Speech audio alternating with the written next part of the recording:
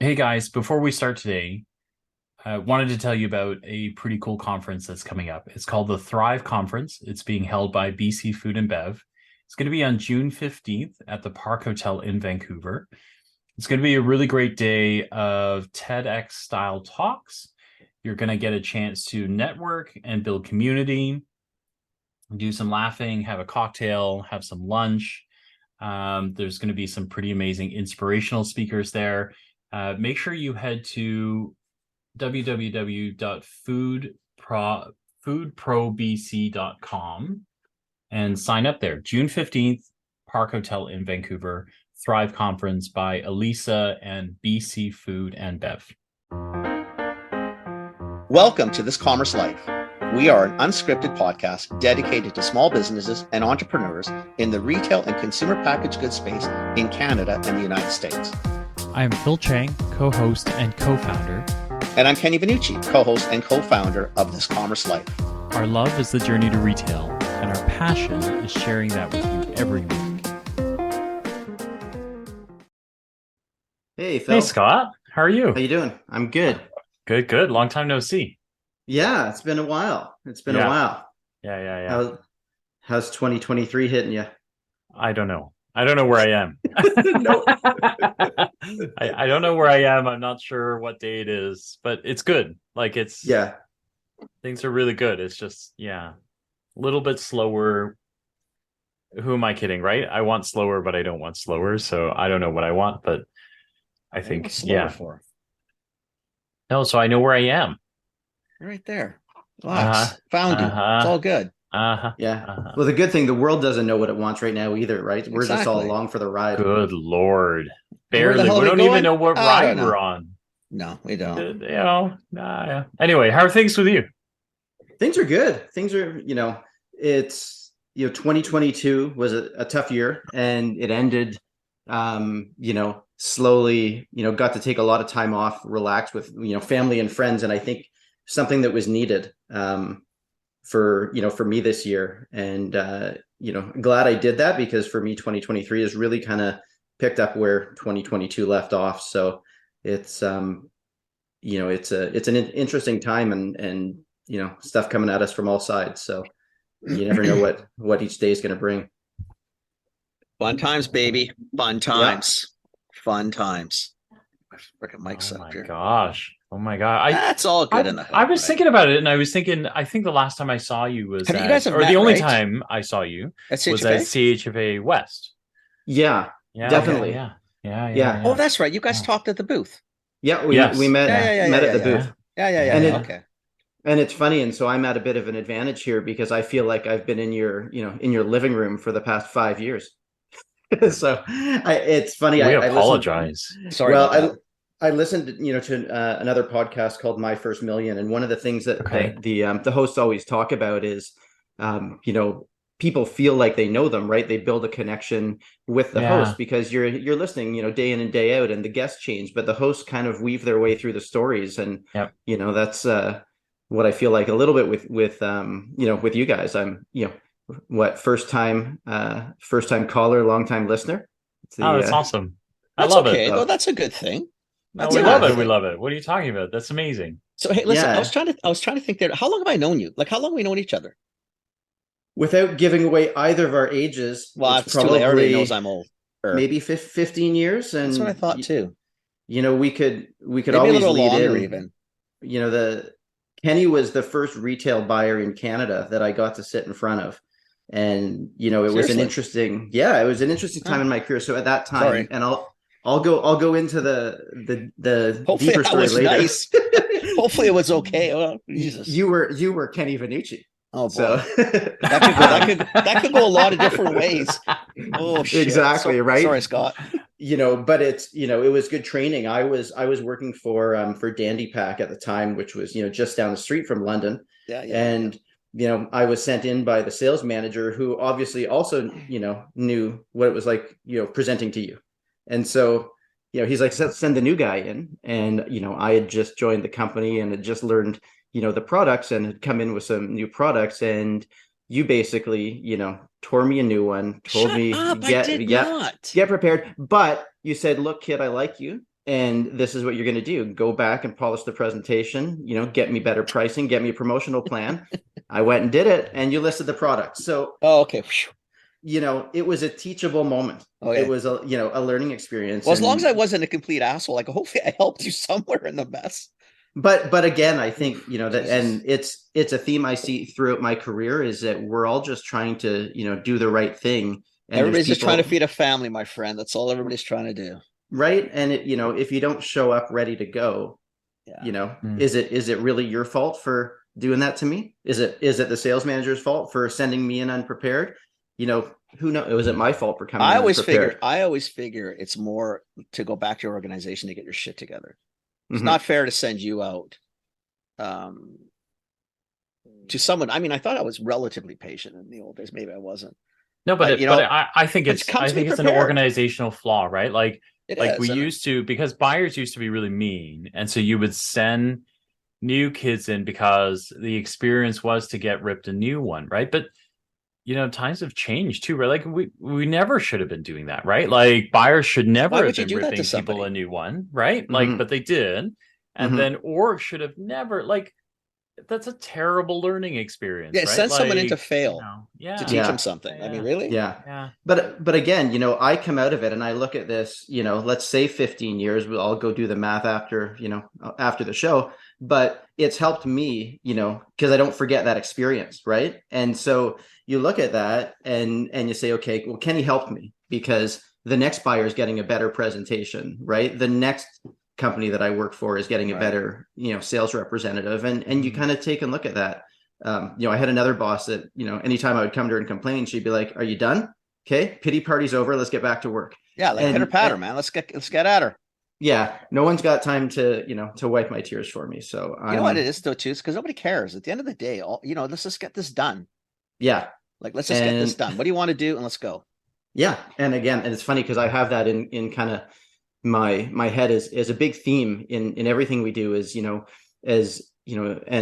going into my story a little bit later, working as a manufacturer's representative, the product is the baby, right? We love it more than anyone else. And you get that when you talk with founders of companies as well. But the reality is you're, one of 20,000 SKUs in a store, just humming along to make the whole thing work, right? Yeah. Not everyone has the same level of passion. And when you go in knowing that, you can still have the passion and you can still deliver the product, but you can't expect everyone else to have the same love and devotion to the product as you do. So no, true. So, let's get rid of we'll get into an introduction then, because otherwise we're going to do the podcast and nobody's going to know who the hell you are, except some guy that apparently I got mad at, which we should do that one day.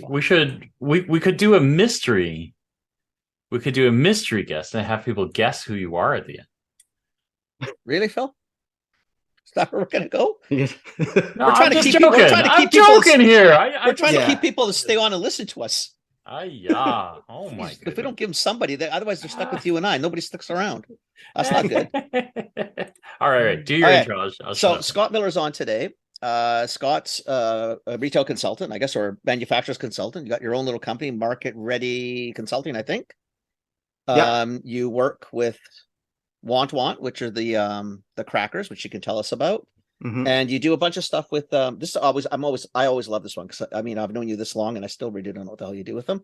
But you work with the New Zealand government and agencies to help bring their products to Canada, North America, or just Canada. But you can clarify that as well. Mhm. So I'm excited to have you on. I think this would be kind of fun. You come from a bunch of different angles, from manufacturer's rep to consultant to doing some government consult, which is pretty cool. So Scott Miller, it is your show for the next 45, 50, whatever you want. Give us a little history, who you are, where you're from, why you do this, why you continue to do this. Light it up, baby boy. Great. Well, thanks for the intro, Kenny. And I think it's, excited to be here. Like I said, I'm, bit of a fanboy, been listening for a long time. And again, maybe it was when Kenny retired, I wanted to hear his voice, but you guys have grown the show and I heard some advertising on the last episode, which I'm going to talk about because I love that company, Field Agent. Oh, really? I'll Okay. go back to that. Okay. Thank you. Yeah, That's nice. I loved it, and I've used them before, and I think that they're an essential tool in the work that I do. So, Oh, that'd be interesting to hear then too. Yeah, Because I'm yeah, dying to hear yeah. That about the would tools that be we have available that we don't use, and et cetera. So yeah, that's cool. yeah. So, one of the other reasons I wanted to come onto this podcast is because a lot of people don't know what I do. And a lot of people see me at trade shows, at the food executives, and smile and shake my hand. And then I'm sure behind it, like, what the hell does Scott do? So, that's because I'm around and I'm in places that not everyone sees. So, going, way back, I'm a Southern Ontario boy. I grew up in the eastern suburbs of Toronto for, the first 18 so years of my life. Went to Wilfrid Laurier University. And, one of my, growing up in Southern Ontario, and I think I heard when you were talking to the Cuban lunch lady, like Ontario is so big, you don't really need to know much outside of Ontario as you're growing up. And so it was, some life-changing, experiences, going on vacations with family, but never really thought much about, leaving, really outside of the 905 area code would have been a stretch at that point in my life. I guess like Texans. Exactly. Right. Jeez. So, at Laurier, I was kind of, in my second year, I was getting tired of, going to university, doing the thing. And I found this program called Laurier International. And they had bilateral exchanges around the world. And you pay your tuition to Laurier and you get shipped over to somewhere overseas. And I was like, this is the ticket. This is what I need to do to kind of rekindle the fire. So talked to a buddy of mine. He had just finished the program in Australia. And I'm like, okay, I'm going to go down to Australia. This is perfect. It'll be a fun way to finish off university. And then, I applied and they're like, we love you. We think you're great. There's, 50 people that have applied to Australia and one person that's applied to go to Japan. So we can meet everyone's needs. We can help more people. If you want to go to Japan, and we see that you've been studying, Japanese language, we've been studying Japanese culture. So we think you should go there. I said, okay, well, I just put it down because you needed to put 3. I think South Africa was the other one. And, thinking, I don't want to go somewhere where I have to speak another language. But that was what they said. And at that time I said, let's do it. And was able to go over there. And that was, I think it was like 1998. So it was a big deal going overseas.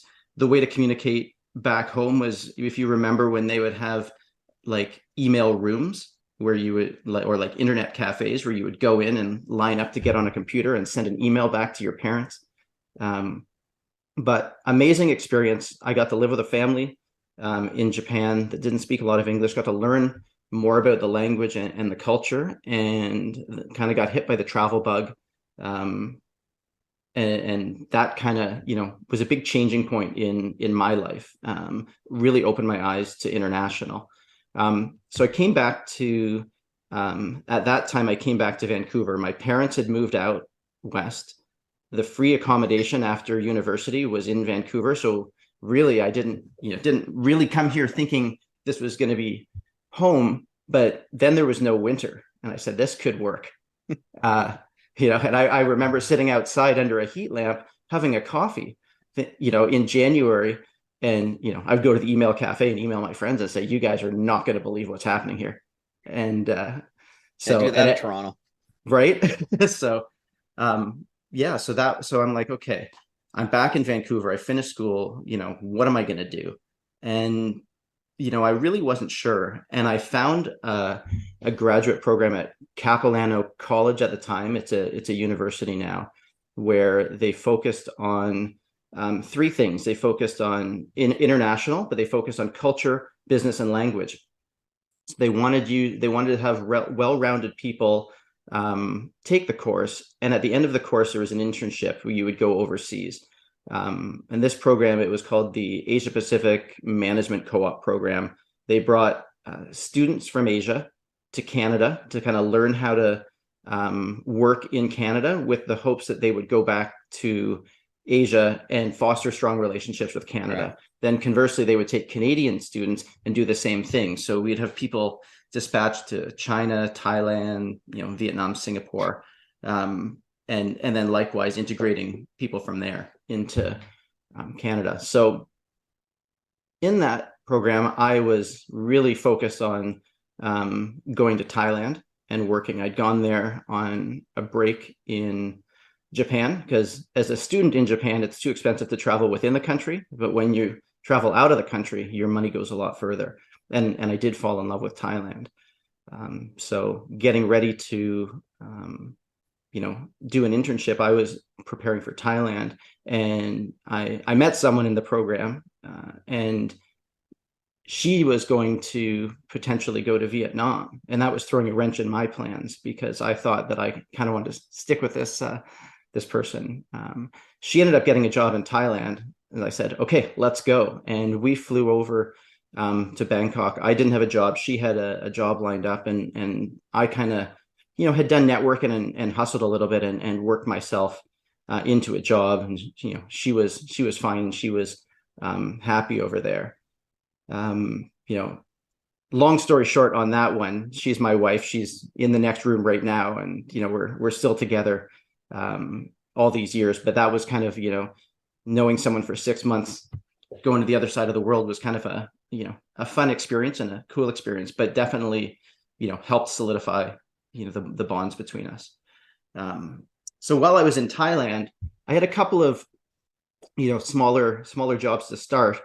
And then about a year after being there, one of my former managers said, hey, a friend of mine runs a company and he's looking for help with export. And he goes, it's in the food space. He's like, and I know you like food, so why don't you go have a talk with him? I'm like, okay, well, I like food. I don't know anything about food manufacturing, but I also need a job. So I'm going to go talk to this guy. So I met this gentleman named Verapong, really nice guy. He's an engineer, very process driven, telling me all this story. And he's like, we got a company, we do some export, and, we just need someone that can help us, with the international markets. We're okay, dealing with the local companies. We're okay dealing with Southeast Asia, but we really want to break into Australia, New Zealand, Europe, and America. Sounds good. Let's talk more. And so he said, okay. He's like, you seem like, you're interested in the job. And again, he'd seen my resume and there was nothing that would indicate that I would be the right person for the job. But you like food. Right. But I liked food. Right. So we were kind of all on that hook. So he brings me into the office and, I met some of the people on the team, learned about the product. I was like, okay, this seems interesting. And I said, okay, as a young guy ready to, change jobs, I'm like, maybe I can take like a couple of weeks off and go to the beach. So I said, okay, this is great. I'm like, how about I start at the beginning of July? And this was, I think, in June. He's like, I really need you to start on Friday because we've got a trade show that I need you to come to. And okay. So I, talked to my wife, Chris. I said, okay, I gotta, kind of wanted to take the time off, but you never know when these things happen. So, and he's got a trade show, so it's kind of important. She's like, yeah, just take it. It's like, we could go to the beach another time. So I said, okay, I'm in. He's like, good. He's like, I need your passport. He's like, I'm going to get our flights booked. We're going to South Africa for a trade show on Friday.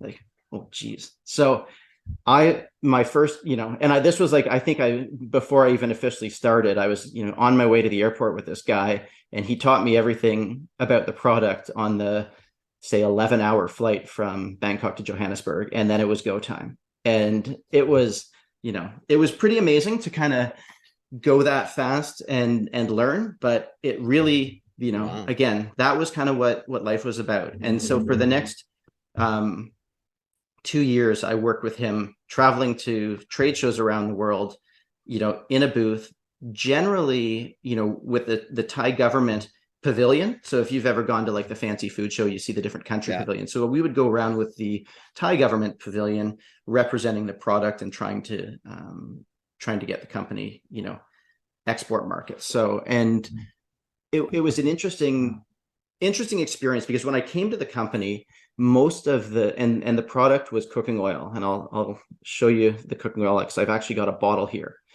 It was generally a bulk product, a commodity product, and we were selling it to snack food manufacturers in Japan by the ton. If you've ever like been in food manufacturing, like cooking oil, they will sell it in a 21 metric ton bag. It's basically like boxed wine.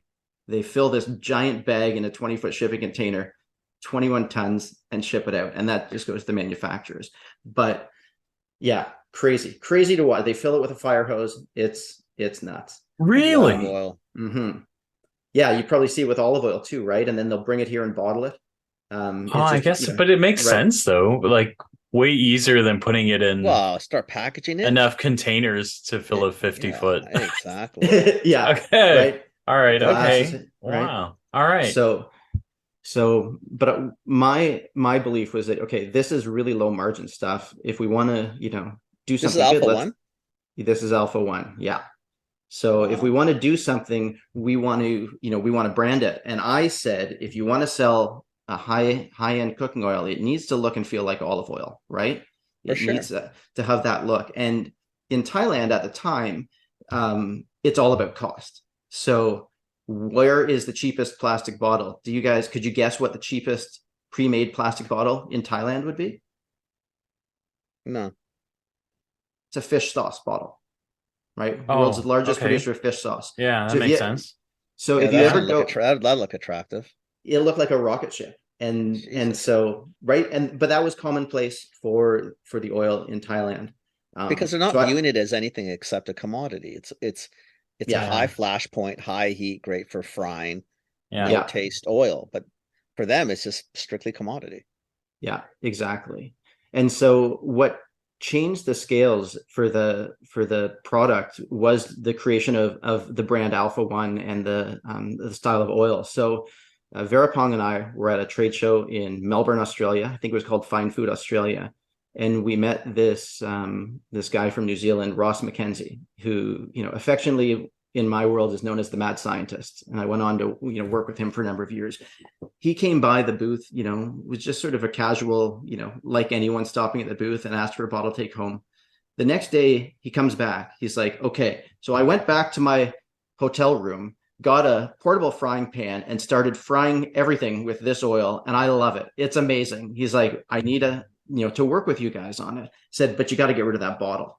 And so we worked with him, and it turns out his company was a major food producer in New Zealand, and they were looking for an oil. Their main product was British style steamed puddings. They would make those in New Zealand, sell them back to the UK, sell them in the New Zealand market, but they were looking to grow their business and expand some of it. So Ross was able to, convince Verapong that, if we want to make a go at this, let's get this into the proper bottle. Let's make this a proper retail brand. And, a lot of fun getting this out to New Zealand. He had it listed at all the supermarkets in New Zealand before we'd even, finished getting the bottle back to the factory. And it was go time. And they ended up getting it launched in Australia. It became New Zealand's #1 cooking oil within a year of being launched. It's so crazy. And it's still, I don't know if, I haven't talked to anyone there, for a couple of years, but I don't think it's too far off the mark, because it became something that people would use. There's a supply problem with it right now, but in terms of the oil, like I have it under the sink too, in the sink. Yeah. And then I have it next to the olive oil. This is it right here. I love it. I like it because it's high flash point. Yeah. No taste. Yeah. Clear. Really, it's a really great oil if I'm going to and I'll even sometimes, because I'll fry in olive oil. I know everyone's freaking out, whatever. I fry in olive, but I'll usually cut it with a little bit of rice bran just to kind of allow for a better flash point. But it's the only other oil. It's either olive oil or that. That's pretty much all we have in the house too. I buy it out of the warehouse. Yeah. Right. Because we distribute it a la Grotta. Yeah. And right? It's a great oil. And I'm the same. It's still, this amount of time goes by and it's still the only oil I use. I'm still convinced that it's the right one. So so that was a pretty cool story, and cool. Fun to work with them. And again, later on I did work with them to bring that product to Canada. In between then, again, I left Thailand. It was 2 years working at this company. It was great, but there's a limited amount of growth in a family-run business in Asia when you're not part of the family, right? So there's only so much growth for me, and again, we were looking at, do we stay in Asia? Do we come back? So we both left our jobs, came back to Vancouver, and said, we've got our feelers out in different countries. We'll see what's next, right? But we weren't totally set on what to do.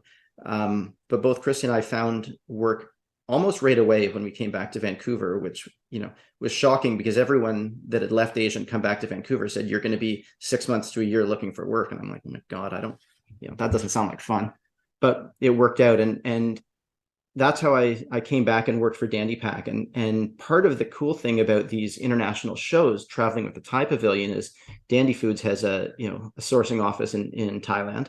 A lot of their products come from Thailand. And so Dan and I would be at these shows, together. We'd have meals together, and, we chat. And when I came back, he was the first person I went to. And I said, I'm, back in Canada, I'm looking for work. And he's like, okay, we got something in marketing. Can you start tomorrow? Oh, okay. Sure. So, it was a good experience. And again, you got the trailer. We talked about the experience with Kenny. Most of my work at Dandy Pack was kind of behind the scenes, internally, working with them, getting started, doing some things in the US, doing some private label. But again, a really amazing story. And I don't know if you can ever find Dan. He'd be a great guy to come on the show. He's got an amazing story, and he's done some amazing things back in Vietnam right now. And which I think is where he is right now, but I never really know. Every once in a while I'll get a message that he's like, I'm in. He would actually be a cool story, because he's done well for himself. Yeah, done well, right. And he's vertically he's integrated and the whole thing, right? It's yeah, that would be a cool story. Phil, yeah, Kenny. favorite 3 letters. Come on, Phil. You know it. OGB. OGB, baby. OGB. And Phil, let's help people out. What does OGB stand for? It stands for Old Growth Beverages. It gives me a tingle. What the heck? What is Old Growth Beverages, Phil? Why, I'm so glad you asked, Kenny. It's a microground tea. So it's a tea where we take all the tea leaves, we grind them up into fine powder, and it basically takes your process from getting from thirsty, unfulfilled, and wanting a hot, refreshing tea. And it takes that process, and it converts you into a happy tea drinker in about 30 seconds. All you need is hot water, a spoonful of microground tea of your choice from OGB. And then if you want to top it up with something, and then all you got to do is sit back, cool it down a little, and enjoy. I love that, Phil. So is this just tea, or is there, what exactly do they have? Because this sounds really intriguing to me. We've got some wonderful flavors. Some of our most popular flavors are chai and London fog and matcha. But we've got some other wonderful flavors. We've got a dirty chai in there somewhere. We've got a hot chocolate. Yes. All of these things. And the beauty of all of these is, if you want a process where you're kind of like, pouring and steeping tea, you can do that. But sometimes you just need a chance to be able to have a nice cup of tea, just quick and dirty, enjoy right away, right? That's and right. Drink That's all right. the benefits of the tea. That's right. I'll tell you the truth. I mean, I was never a fan of chai, to be frank with you. I love our chai. I absolutely love our chai. I think the spice level's perfect. I love the scent. I love the aromas. I love the taste. I love the way it makes me feel. And I love the fact that I drink all the spices, all the tea leaves, quick swirl at the end, down it all. And if you want that, there's a non-caffeine in our turmeric chai made from rooibos. So there's no caffeine in that one. And if you want some extra caffeine, we have a coffee based in our dirty chai. Same spices, different base, phenomenal. I'll tell you, I love chai, but I only ever used to get it when I'd go to my friend's house, and I would have to pester them to make it, and then I have to wait for them to make it. Now I don't have to do that. I get a spoonful of it out of an OGB pouch, and I'm good to go. just bring the chai to your friend's house. You don't have I've to done make it that too, anymore and either. they love our chai as See, much, there you go. and they Keep don't it have simple, to prep man. it. Yeah, they don't have to prep it, which they really love Once to. again, Phil, the three OGB. letters. OGB, baby. OGB. OGB. Yeah. So, all right. So, and then, I'll kind of wrap up my story a little bit quickly. So, We got lots of time. after, Relax. No, we got lots of time. This is Lots of great. time. Yeah, I'm please. curious. You're good? Yeah. Okay. Yeah, go. Yeah. Cool. So, yeah. So, after Dandy Pack, I did How 1 long were you year. at Dandy? I think A it year and was a 2 or bit? 3 years there. 2-3 Yeah. years? Okay. Mm-hmm. Yeah. And Okay, then, so finish that. and again, One thing before you go too far on this one. Like, just Yeah. tell people that I actually helped you summer in that. yeah, I mean, Not that I just got ripped you a new asshole or something. Like, let's Yeah. leave a little bit of a Come positive on. note on this yeah, one. Just for I'll me leave- right now. Yeah. I'll leave a recommendation on your LinkedIn. Okay, just, Right? I just feel like Yeah. I just want to, hopefully I didn't. Yeah. I wasn't- Nah, you don't have to. I'll just cut it out later, Scott. Don't worry Yeah, about it. he's It's not all going to good. put it in anyway. It's not Yeah. going to matter. Exactly, right? So only I just good wanted it vibes for only. me. This is all Yeah. about me there for a second. It's okay. I'm No, back. no. Again, you need the honesty, and I'll tell you about the honesty that I give to clients, right? That because that's part of what I do, and part of we talked about it the other day. Kind of, we've been in the game a fairly long time. Yeah. We're not doing anyone any favors by sugarcoating what No. they need to hear, right? No. Straight you know, goods. and I always tell clients of mine, I say, I don't make the rules, but I'm going to help you play the game. Right. It's not right. It's not me that's telling you this is, what's The game's telling you is this the is how it reality. plays. This is it. Yeah. So, if you want to play in the game, these are the rules, right? Exactly. And we all know, there are, rules and infrastructure in the Canadian grocery industry and the American grocery industry. You've got to follow those rules to be successful, right? And, and again, no one's there, helping you and crying if it's not working because you don't like the rules, right? Yeah, nobody cares. Just to be very clear. Yeah, nobody cares. So anyway, so after Dandy Pack, I did a year at Mustang Survival, which was a complete interesting spot. Do you know Mustang Survival? It's What is it? life jackets, No. search and rescue gear. From food? You Yeah, went to that? yeah, Wow. and there was a marketing manager there who really impressed me. And I wanted to try something different. I thought, okay, maybe 5 years in food or whatever it was, maybe that was enough, and maybe there's more out there. And it taught me a lot about being creative, because I was writing, like I was doing, I don't even remember what my role was called there, but I was writing the copy, building all of the presentations, building all of the website content for search and rescue and military markets for like life jackets, dry suits. And I didn't like, these weren't products that I used, and they weren't products that I even really understood. So I'd have to work really closely with other people on the team to get an understanding, like, For okay, sure. why do you need Kevlar, right? Oh, because if you're banging up against a rock, the material's not going to rip. You're not going Right. to get wet and get hypothermia. Right. So it was Bleed really, out. yeah, exactly. But it was good to learn Really? how to do those skills, right? And it allows you to ask questions, and it's, again, helped me in my career now, because quite often, if I've got someone looking for consulting work, I don't always know the products inside and out, right? Sometimes you got to learn it on the fly, Yeah. as you know, right? But you Right. understand the questions to ask, and you could kind of get an understanding of what the product is and how passionate people were. And man, these people were passionate. Like, it was unbelievable, because the equipment would literally save lives. I guess it's Like, life or death, though, right? At that point, Yeah. right? I mean, you're not There's- coming back up, or you're coming back up. That's not. Yeah, their slogan was "We save lives for a living," and they literally did. Wow.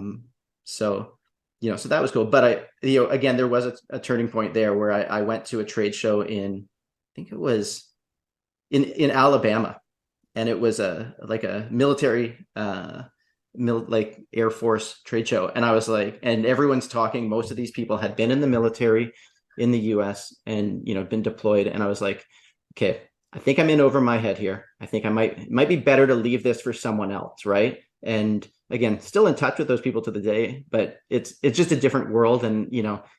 Yeah. you can't be authentic, right? And I think that's what I wanted. And Well, you don't and know then- it. You haven't done Yeah. any service. You don't use the No. equipment. I mean, you can do a good job, I would assume, but you really Yeah. always going to be on the outside. Yeah. And that's kind of what my thought was, right? So that kind of made me think, okay, it's time to get back into food.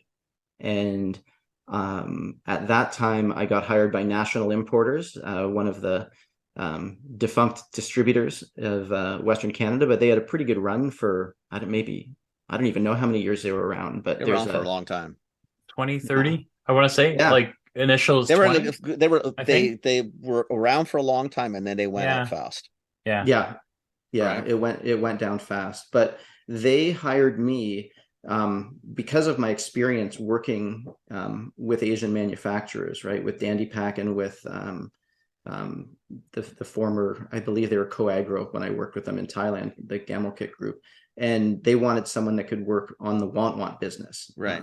Inside as the brand manager, and so I thought, sure, that's sounds good to me, and then I met the local manufacturers rep, Daryl Lim, and we hit it off, and we looked at things the same way inside these distributors. Often a brand manager is marketing and pushing paper around, but I was more of a sales focused brand manager. I really look at products and say, we're all here to sell, and I'm basically here to enable more sales and work with the team, right? So I was pretty aggressive with the sales team, competing. I would always compete head to head. Twinings was the other big brand there.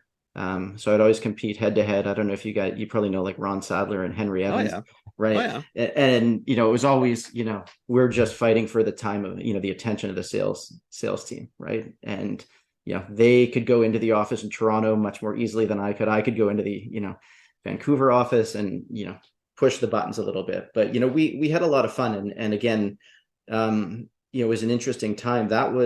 They were one of the main distributors for Want at the time, and so a lot of it flowed through myself and the National Importers team.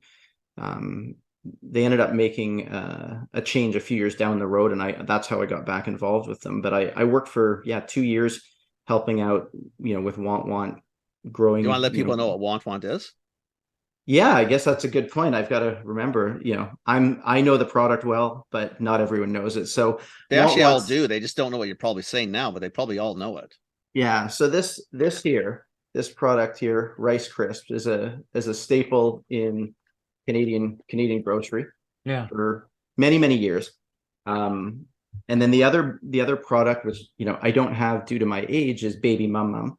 Oh my God. Yes. That's why I say Want doesn't mean anything. You got to know what the lines are, because as soon as you say that, everybody knows. Yeah. Like all parents know Mums. anyway. Good all parents Lord. know that one. Yeah. And so, Baby Mums has been, again, a staple. My kids are 7 and 11 now, but when they were younger, I called them the unofficial product development department. We would, new flavors would come across my desk, and I just put it out on the table. And if they were gone when I came back, we had a winner. Yeah. Exactly. So, and then, Want does a ton of multicultural products. So you'll see them in TNT, in a lot of the Asian supermarkets. The main product, a senbei rice cracker, is sort of a well-known kid snack in Asia. It'll be called a senbei or a shelly senbei. So it's Want is literally WANT. Yep. Like Want. Okay. Yeah. Need. Like. Yeah. Want. Yeah. So one of the biggest food companies It works. In Asia. Yeah. Probably some kids were saying that Want. Yeah. Right. And it's true. I can see my kids saying that when they were little. Yeah. And Mum was the easy thing to say too, Exactly. right? Like it's literally Mum is usually the first word. Exactly. Right. There are a bunch of people. If there are any Kimberly Clark people that listen to this show, they would tell you, because I was there when my son was born, and I guess I just had like between like arrowroot cookies, and Baby Mums. They were everywhere, right? And then like like they wound up in my bag, they wound up in the car, and so naturally, people get in your car, you go, "Hey, do you want a Baby Mum?" And I think I remember one of the guys, Paul Scott. He's a brand guy at Kimberly Clark. He's been there like 20, 25 years. and he is the most grouchiest. He's like he's just this. He's a great guy, but he's so cantankerous. When I first met him, like I think 6 months in, he literally turns to me in the car and he goes, "I don't want your fucking baby mum-mums, all right? Stop fucking offering me baby mum-mums, right? Like who the fuck cares, right?" Like, and then later on in life, he calls me and he goes, "Listen, I got kids These are now. great. These are amazing." I'm I like, know, man, dumbass. Yeah. that's Well, amazing. I love it. But and it's funny because that reaction, Phil, is the same. Like you go and you'll talk to someone who is either, you know, too old and they don't have grandkids yet, or too young and they don't have kids yet, and they're like, "I've never heard of this product. What is it?" It, you know, makes sense. Anyone else, they're like, you know, you got me through, you know, my kids' concerts, like everything. It just kind of helped out, right? So that's why I say that you can't say want one. So you just say with the brand, people know it. I'm telling you, Yeah. like, that's it, right? Yeah. So yeah, it does fly under the radar a little bit, but definitely, you know, in Canada, we've got, you know, full distribution on the baby products, the rice cracker products, pretty good distribution still. It's growing, but there's, you know, there's more competition. There's a lot of private label in the market, but it's grown and you know, become its own I'm dialed thing. in now. Like, so the crackers definitely, you know, do a lot of shopping in Asian grocery, and they're everywhere, right? Like I totally absolutely. recognize the brand names. I just didn't Yeah. realize they were all they're all the same company. Yeah. Which is super cool. Yeah, and Yeah. they've got different routes to market, right? Want you know that the Asian markets is a ground fight, right? Like if you're in Toronto and you're going probably like, you know, Galleria and Oceans, you know, and then all the other independents. All Vancouver, the little we have, guys, the Grants, and all those little tiny chains, right? Like, Mhm.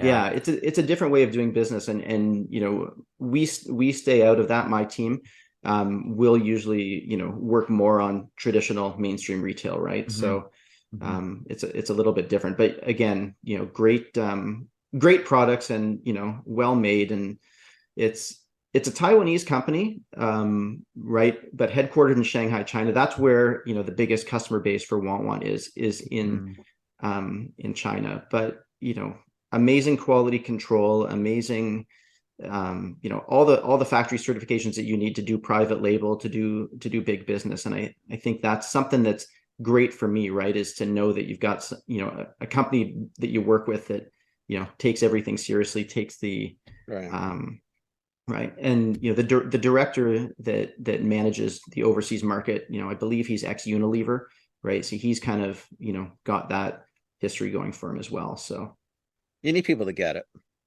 Yeah.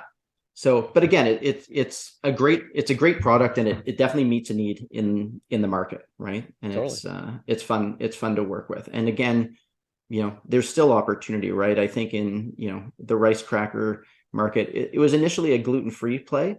I think that's really what built up the popularity, but now I think it's just become a staple of, you know, the Canadian cracker market. Exactly. So. Okay, I didn't mean to digress that far, but that's what we did. Too bad. Yeah. No, I love it. Keep going. I love it. Well, I thought, because I thought for wouldn't Phil's know. sake, I'm thinking, I don't think, like, if you say want one, I mean, I knew you were I because I was starting listened, to but I look don't. it up. So I was starting Yeah. to look it up, and I could see like the rice cracker stuff I see, right? Like it's everywhere, right? Like when you're in Absolutely. Asian stores, they're everywhere. So you kind of go, oh, that's cool. But Yeah. baby mum is like, Come on, it's holy everywhere. Everywhere, crap, everywhere. right? Like when I tell the kids, they're gonna be all over it, right? Because they remember that stuff, right? Like, Yeah. it's huge, right? So yeah. And when they're ready to have kids, they're coming back, right? And Exactly. I think that's the great thing. And the new kids are going to have way more flavor choices than your kids. Your kids probably had like plain and banana. The new kids, we've got, you know, super berries, tropical fruit, right? Yeah. So listen, it Scott, kinda... when Kenny loses his teeth in a couple years. Yeah. Idiots. You know what? Just end it there. Move on. Okay, move on. Jeez Louise. Got the two of you. My God. Gotta keep it fun, right? Holy moly. Yeah. Keep going. Yeah. All right. So, you know, after so National Importers and Want One, I was there for a couple of years, and the folks from New Zealand that make Alpha One, at that time were called Hansel's Food Group, now called Walter and Wild, approached me about opening up a Canadian office. And, you know, I really enjoyed working with Want One. and National Importers was good for me at the time. Yep. And I didn't want to leave, but I had a lot of history with Ross from Hansel's. I loved the product, right? I loved Alpha One, and really thought it'd be a fun opportunity to start from the ground and try to get things listed in Canada. So they had originally started trying to sell in before and just hadn't had any luck. So they wanted someone on the ground. So I don't think it must have been Mitch that we worked with at London Drugs on that. I don't know if it was you. But yeah, we were able to get the Alpha One going, and we also brought in the British Steam Puddings, but we rebranded them as Molten Cakes. They were microwavable cakes. And no, I think I did that with you actually. Did you do that? I did both. I think I did both, and then I left the desk.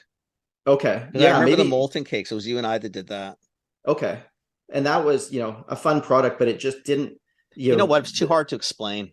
Yes, it was too hard to explain, and I think the price delta. So it was, I believe it was $3.99, and at that time, a nice slice of cake in a bakery was $3.99, right? And yeah, you go to it was half. It was just one of those things that So it was in the messy middle, in between, like the powdered cake, like the Duncan Hines mug cake and like a real cake, and it just didn't land right. No. Still a great product, and if the costing is ever right, but that's part of the challenge about the Canadian market, right? Is that their processes and costs were all built for a different market, and then they come here, and someone wants 30% to distribute it, someone wants 45% to retail it, broker wants money, you need to advertise.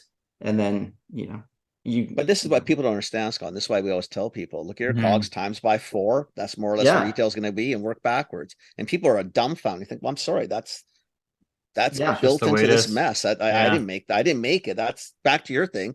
Yeah. The rules of the game. What do you want me to do?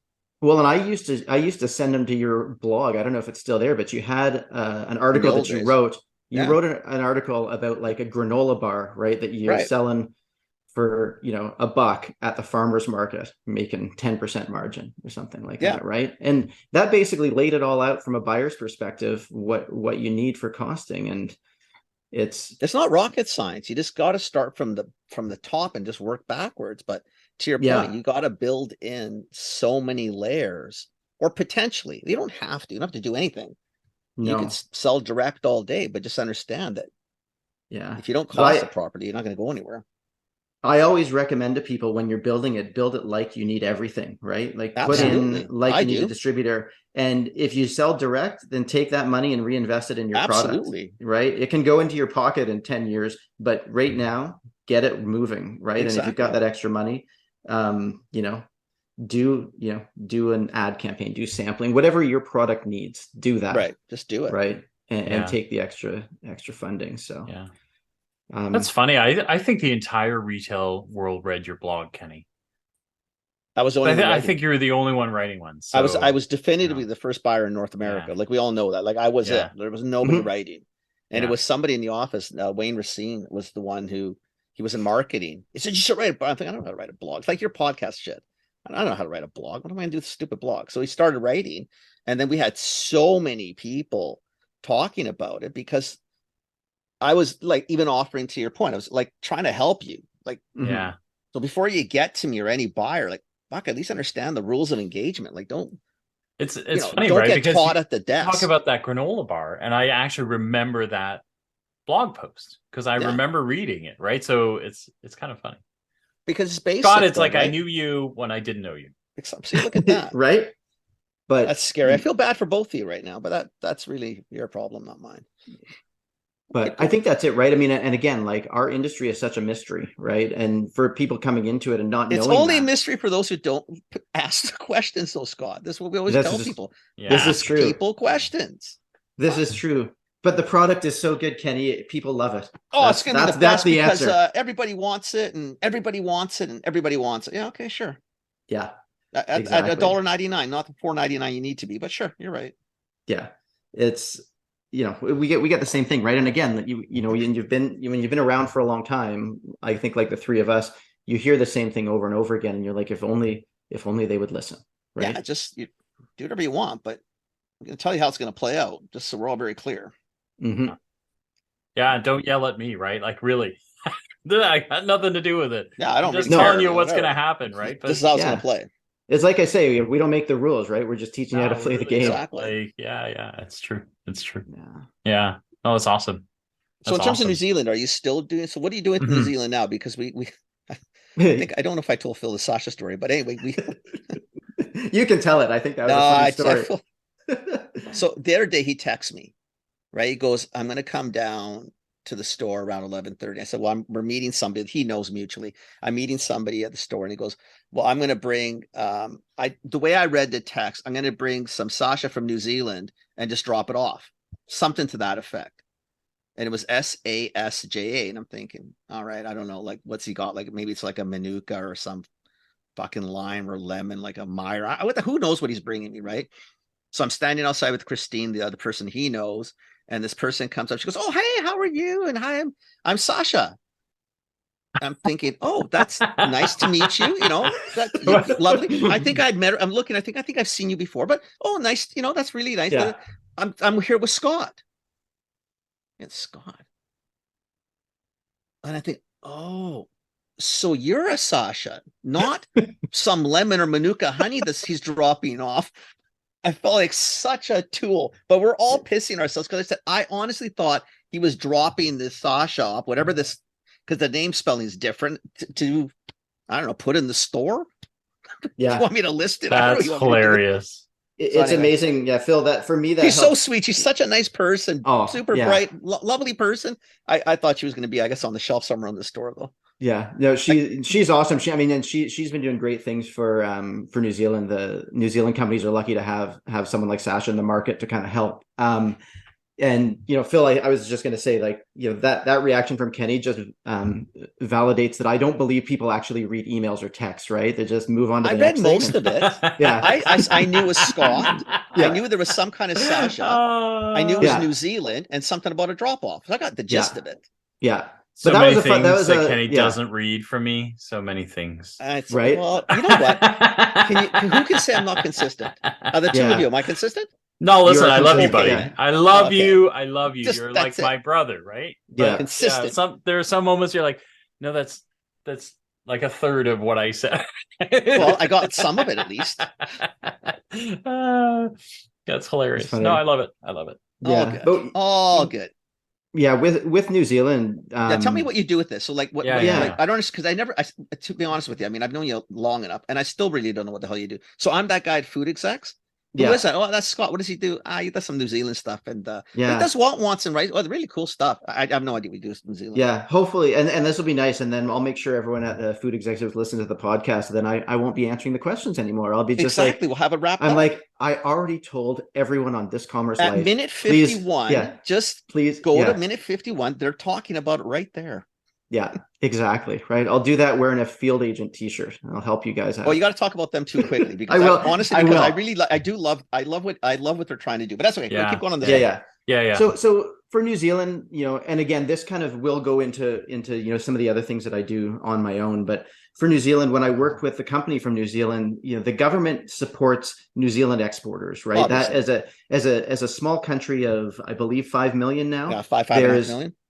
Right. There's a limited domestic potential, right, to blow stuff up. So Australia is their America. It's easy, right? They share a common food safety standard, but it's so much more than that. And New Zealand really finds, obviously America is the big prize for most countries, but for Canada, our cultures are very similar. Our tastes are similar, and sort of it's a natural fit. But what New Zealand Trade and Enterprise does is works with New Zealand companies to help prepare them to go to market in, other areas. So, there's a Sasha in Japan, in China, in the US that are all kind of going out and helping. So the way that I work with them is companies will, approach New Zealand Trade and Enterprise usually in New Zealand and say that this is what we want to do. And so if Canada's on that list, then it gets kicked over to Sasha and her team. they'll analyze it and look at it and say, okay, who do we have in our network that understands this space, right? And so for retail CPG, usually it's me. They've got someone else for wine. They've got someone else for tech, right? So all different areas, and they'll quarterback that. And so I'll work with them to really help prepare them for the market.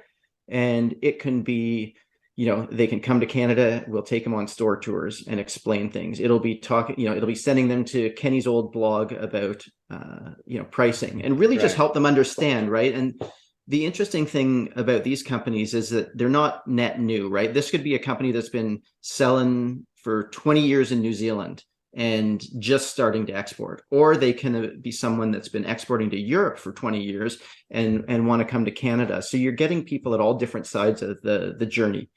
And then we engage with them and help. So, my role in the process is, to be more of a specialist, where I think Sasha's role is more of a generalist. And so she can rely on people like me to help out and build that out. So, yeah. And again, the connection there was because when I was working with Hansel's from New Zealand, we used New Zealand Trade and Enterprise Services to help us get a leg up in the market, get, access to data, access to buyers. So it's a great service. And, other countries I don't think are as developed as New Zealand Trade and Enterprise when it comes to helping their companies export. And again, it's probably based on the fact that, the upside is so important. I think it's size and proximity on planet. Like, you're in the middle of, I mean, your closest neighbor is Australia. After that, like, what do you got? Antarctica, and there's nobody there. Yeah. Right. You're really in the middle of nowhere to some degree, right? But the beauty of using that, there was so few people. I mean, it's the size of the province in terms of population, but super small. English speaking or Commonwealth, like using Canada, Australia, Great Britain, you got some relatively easy ins to some degree, right? Yeah. Well, they need it, right? They need it for scale too. You think how expensive, for sure, how expensive it is to manufacture and just sell inside of New Zealand. Like, you've got to get those exports up just to get some size in what they do, right? So yeah. So that's cool though. It's a cool program. It's nice to see. I like it. That's good to see. I mean, we should all countries should be doing more of that. I mean, that's what you're trying to do, right? Yeah, and really, help the people. And part of what I've been doing for New Zealand Trade and Enterprise, that's something that I do as well on my own. So I will work with other companies that are looking to come into the market, specifically companies that are exporting. And an export manager role is the loneliest role in CPG, because they're a person whose entire responsibility is the world, excluding where you are sitting.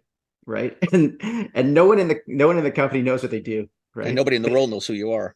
No, they probably have to have someone go in and check. So, I did that. When I was, starting my career, I was an export manager in Thailand, trying to find out how to sell product in, Holland, Australia, America. There's no playbook at all for this. No. And, they don't know what they don't know.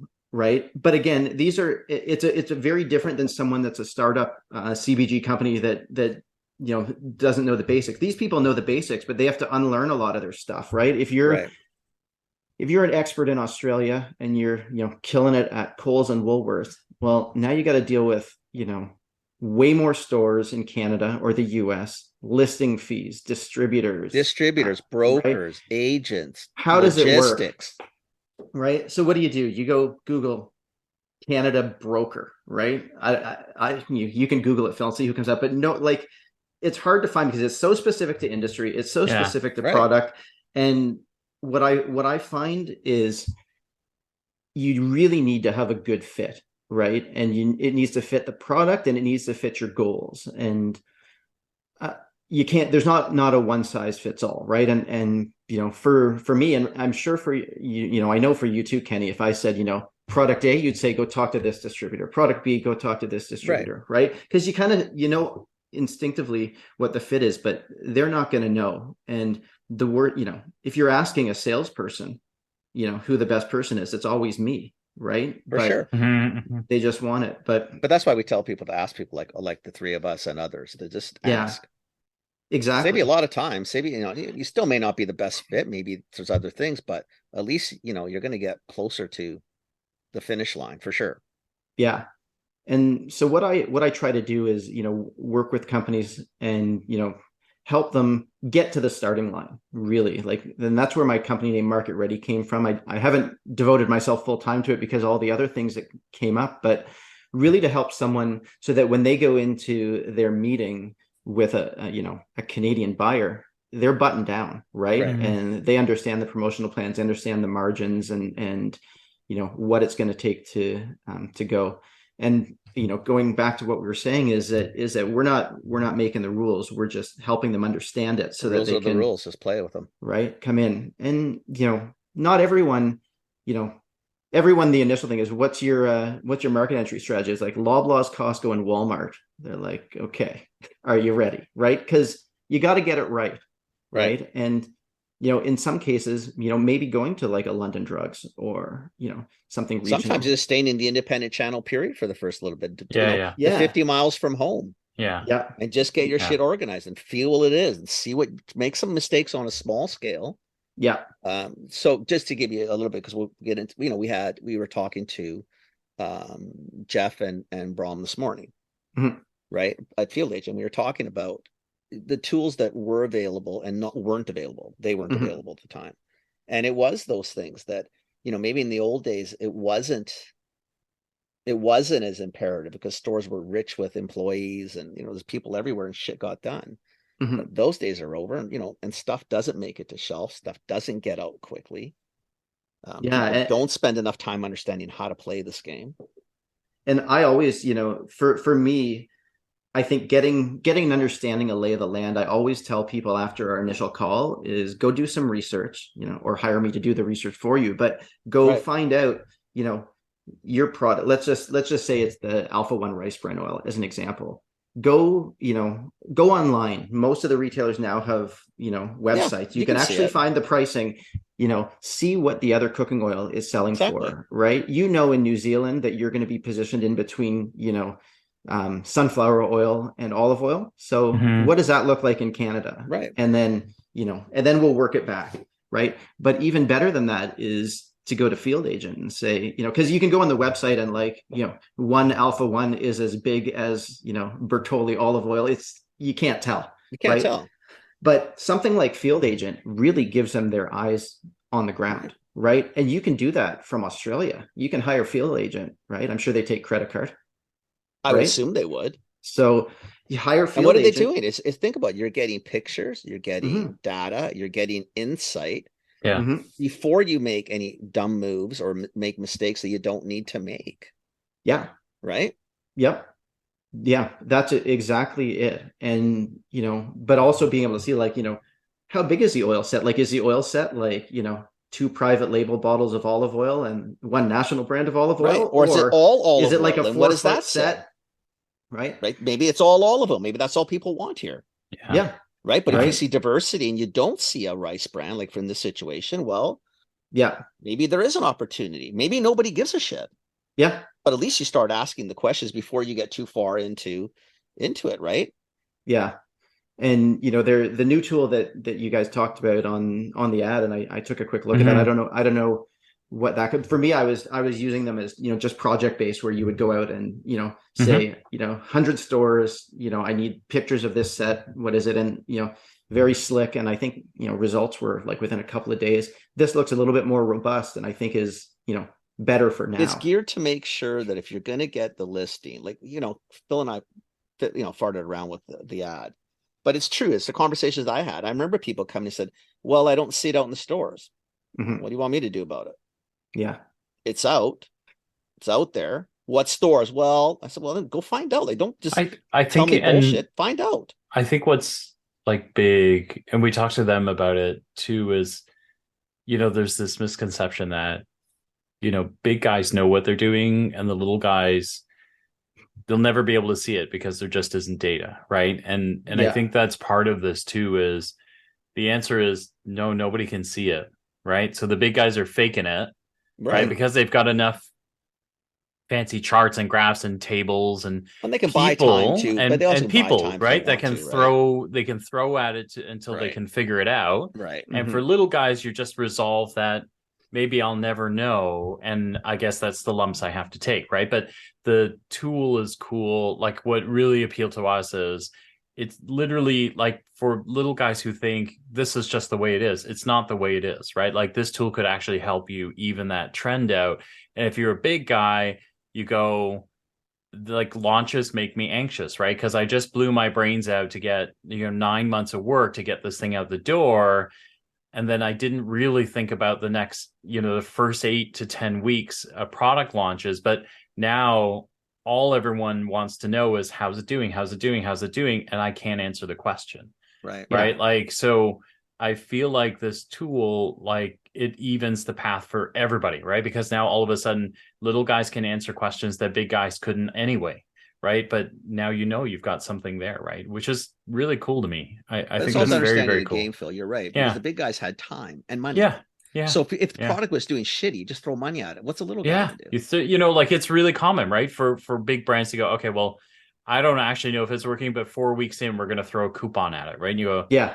come on, right? Like what are we doing here? We just threw money on money, and you go, well, there's no other way, right? So I'll just try and figure out if that does something, right? Yeah. But now you don't need to. You can actually just go look and see. It's I kind of think it's so. really cool. Like Yeah, it's I think that's the I'm a way huge the fan, industry is so- going to go. I think it's a great tool. Yeah. Yeah. Tool. That's sort of the way that I kind of look at everything is there's a lot of tools now that there weren't when I was sitting in that office in Bangkok trying to figure out how to Mhm. sell things. Oh, for right? sure. It is using that again, networking. Obviously, I'll put in a plug for the Food Executives Club of Vancouver, right? We're and Kenny's a member. A group of industry professionals in Vancouver that get together monthly for retailer luncheon. So we'll have a retailer come and speak at the event, and there's an understanding at the event that this is not for public consumption. It's you're in here, and the retailers are very open. Share their strategies, share what's going on, and then you also network with other industry professionals, right? You can talk to a Kenny, you can talk to me, get an understanding of how we're doing it, who the players are, and all the distributors are members. So like Star Marketing, I know Kyle was on the other day. Listen to that episode, and he kind of undersold himself. I'll give him a little bit of a boost there. I mean, that's they're okay. doing- That was 100%. Kyle. Yeah. So we can only but, help him so much, eh?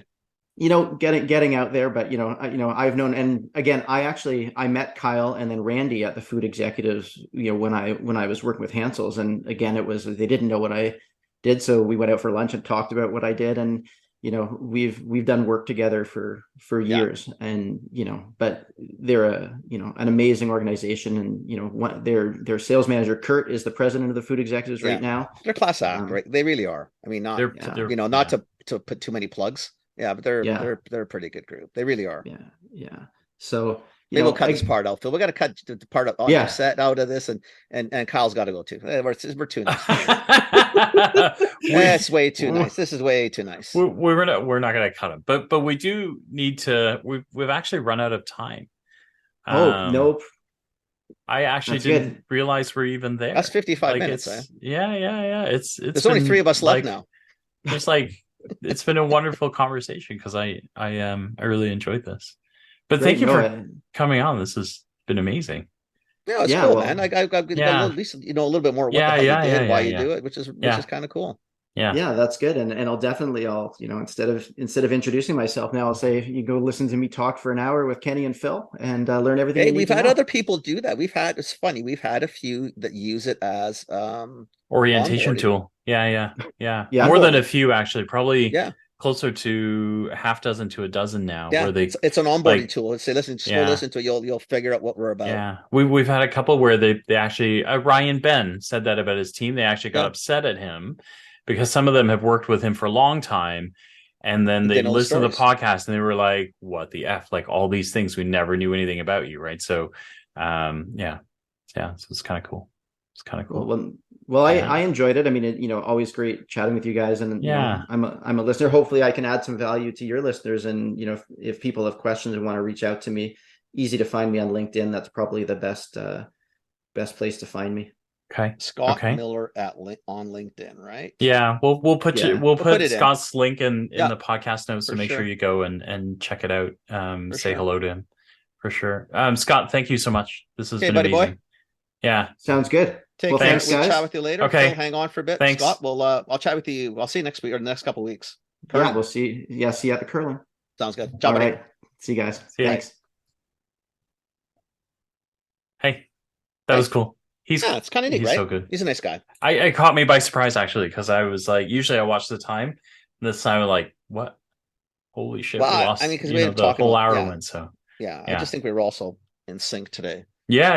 with Yeah, with everything. with some Yeah. of the things. Yeah. Yeah. Anyway, it's interesting. I like it. I think it's just Yeah, me it's- too. It's just cool in the government play too and things like that. Mm-hmm. Yeah, Yeah, I like maybe it. Maybe Like we'll have it. him and Sasha on. Now that we know Sasha's a person, not a product, on the show and trying to go through it. Because I do find the government stuff fascinating too. Like, not. I mean, I think even if we had her come on, they could describe what the Australians are doing. There's no reason the Canadian government could maybe do more. Maybe we do it better. Maybe we do it worse. I don't know. Or maybe we But have it and we I'm don't sure- even I know, know it, we right? do. So I know yeah, we yeah. do have Yeah. we do have stuff like that, but Yeah. I mean, is it accessible? I mean, Don't know. I Don't know if either. anyone knows. So I don't know about it, but I may not be the right I audience don't- for that. yeah, I so might not it'd be I might interesting the to same see. as you. So no clue. yeah. Cool. So, Very okay. cool. That's it. Awesome. Thanks for listening. Thanks for listening, everybody.